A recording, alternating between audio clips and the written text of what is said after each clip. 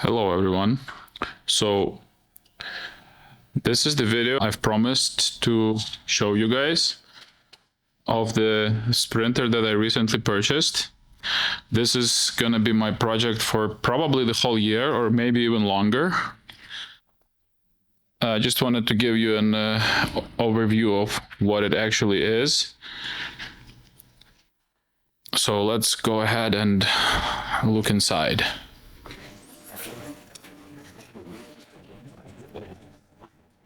By the way, this used to be a fire truck in Switzerland. It's got some interesting logos here. As you can see from the town emblems on the doors, this sprinter was part of a dedicated emergency response team helping protect these beautiful communities. Bonstetten, with its charming countryside, Stalicon, surrounded by rolling hills, and Wettsville, known for its scenic landscapes, all played a role in this vehicle's service history.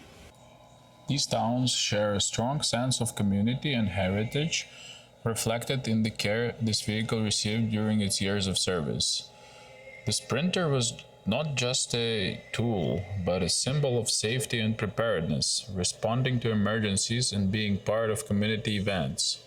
Its durability and reliability made it an essential part of the team for many years.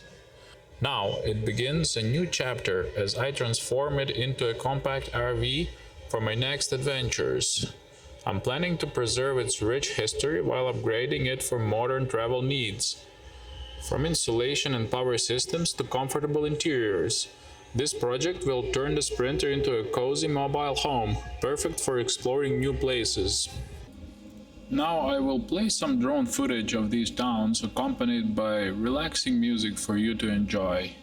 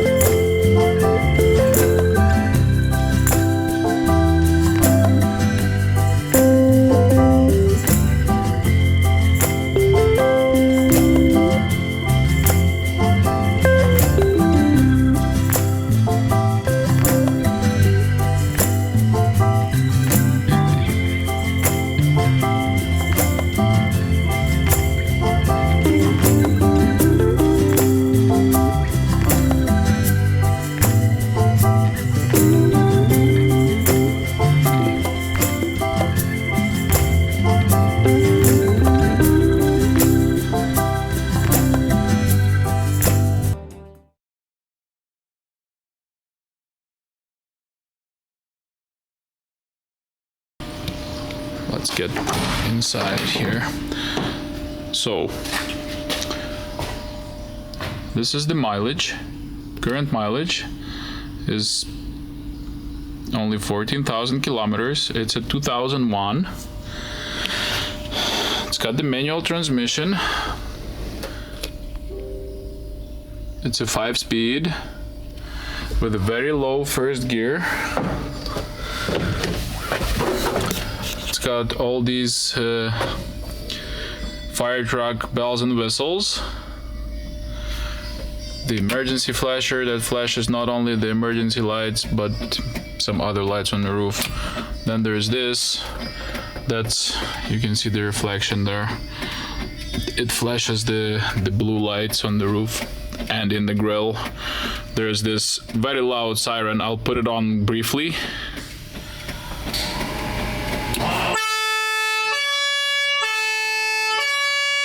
Yeah, that's loud. I hope you heard it. So it's got all of these bells and whistles. It does not have any stereo. It used to have some kind of radio probably. It's got some antenna wire and power wire. Also, the interior looks mint, like nothing rubbed, like a brand new steering wheel, brand new all the plastics. It's probably been stored in very very dry environment, probably some kind of firefighter's garage. Paint outside looks mint as well. It's also a 4x4 with the locking rear diff. It's a dually as well. It's got very small tires for what it is. 195/70 R15. I'm gonna increase the size. It's probably gonna have 215/75 R15. So far, that's what I've researched it's gonna be. Let's go behind it. It's got some proprietary tow hook attachment. I'm gonna have to remove that at some point and put the proper tow hitch like they use here in North America. This whole structure is probably going off. Well, it's most likely going off. It's got some shelving inside for the fire truck, for the equipment, whatnot. There is also a power inverter inside, and that's the outlet. It's got the proprietary connection here. Gonna have to change that to something more useful. Here's another connection for the inverter. It's also a 230 volt, it says, European standard. So gonna have to change that. The inverter is right here underneath somewhere. It's got the, haven't even seen this. This is an adapter for it. Seems like, yeah, it's an adapter. I can adapt it to something else. Okay, so maybe I can use this whole setup here and then use an adapter. We'll see. This is just an overview for now. I'm not doing any work on it yet. So let's lift it up and I'll show you some underneath what it looks like. So let's start from here. Front suspension. By the way, see how mint it is? There is no leaks whatsoever. It's like brand new. That's the stuff you were hearing. Also, here is the four-wheel drive. Usually not found in North American Sprinters.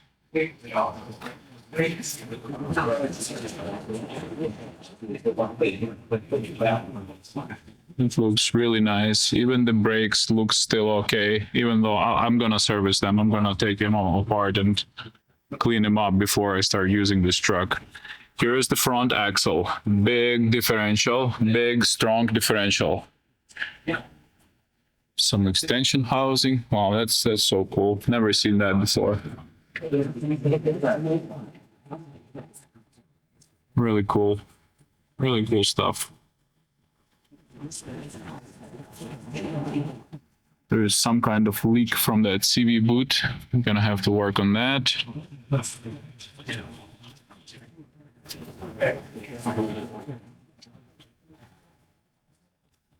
A transmission, a manual transmission, has a shaft going out into the transfer case. So transmission and transfer case is not one assembly on this.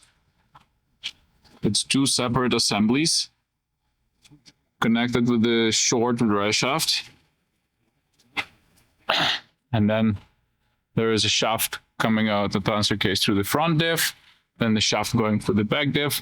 Transfer case does not have a differential here. It's a always locked transfer case.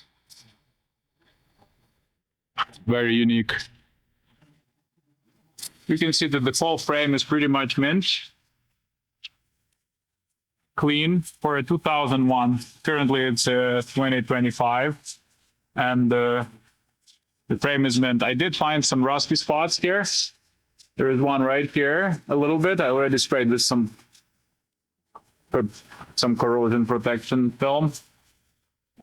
Just to keep it not rusting further until I clean it up. So there's a couple small spots. Those are the only two spots that I found. That can easily be cleaned up and painted, and it will not spread.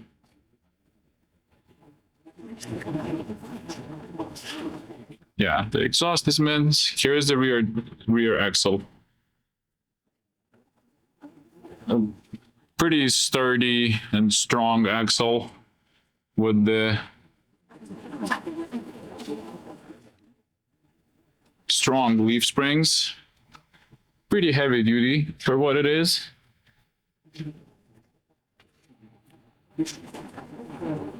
Yeah, so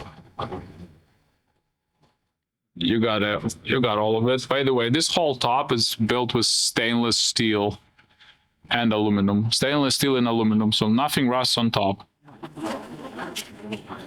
That's good news. So let's dive under the hood and I'll show you what the engine looks like. So this is the under hood. 2.7 diesel engine in mint condition. Notice how it does not have the EGR valve like the North American versions do. So the EGR is the North American versions is just sitting here, and you know what EGR is. If you guys don't know, look it up. It's an exhaust gas recirculation valve. So basically this truck does not have emission control at all. And it was built like that at the factory, so it would be legal. And the CAD is also not there, and it has never been there. There is no CAD and no EGR. So a very good truck to be having. It's not going to have any emission control issues because it does not have emission control. So very simple, bulletproof design. Stay tuned as I share more of the journey turning this reliable workhorse into a comfortable mobile home. Don't forget to like, comment, and subscribe for updates on the build and travel stories ahead. Thanks for watching. Have a great day.